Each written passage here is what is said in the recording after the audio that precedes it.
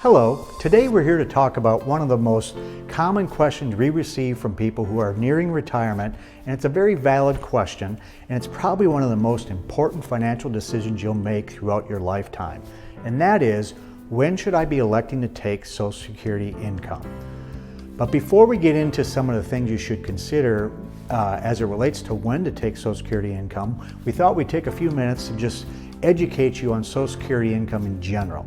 So Social Security, you can take it as early as age 62 and as late as age 70.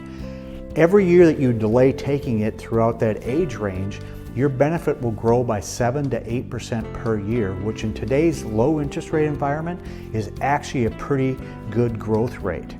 Now, the other thing you're going to want to understand is if you elect, anytime you elect Social Security between age 62 and your full retirement age, which is roughly 67 now, if you elect to take Social Security between those ages, you fall under some annual income limits, which means that if you're still working either part-time or full-time, any dollars that you make over approximately $20,000 then means that you have to start paying your Social Security income back.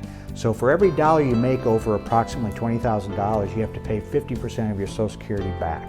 So if you think you're going to work part-time or full-time throughout that age range and make more than $20,000, you're definitely not going to want to elect to take Social Security until your full retirement age. So once you hit full retirement age, you can make as many dollars as you want working and whatnot, and you don't have to pay any of your Social Security back. Now, the final thing we want to educate you on as it relates to Social Security is there's always been this misconception that Social Security, once you start receiving it, is tax-free income.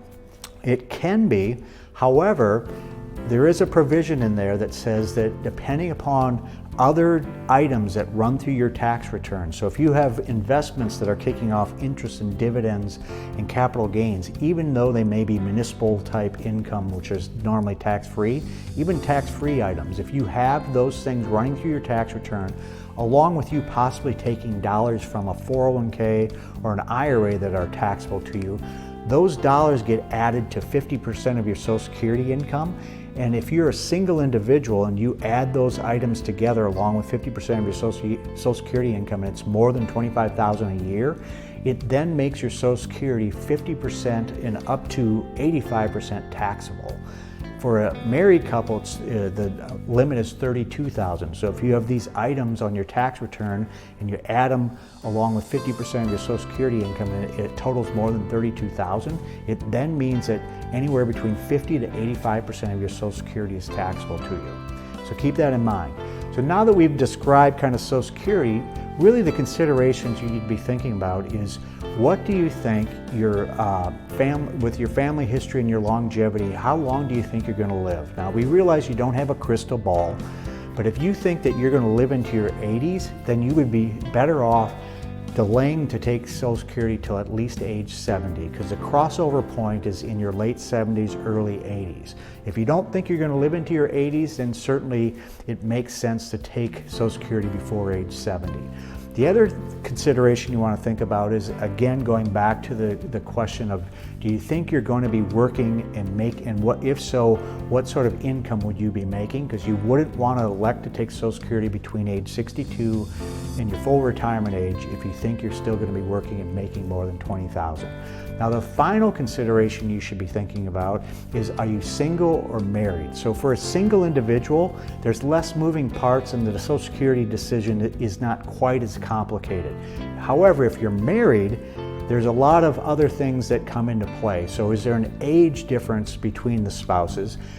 Is there an income difference between the spouses? So what we generally will see, if anybody's thinking to elect to take Social Security before age 70, we would typically have the lower income earning spouse, take it early, and then allow the higher income spouse to have their Social Security roll up to the latest age 70, to make that benefit as big as it will ever get. Because what happens is, we don't know who's going to pass on first, and whoever passes on first, the surviving spouse gets to keep the highest benefit and the lowest benefit goes away. So hopefully this information has been helpful to you. If you have any further questions, please feel free to reach out. Thanks.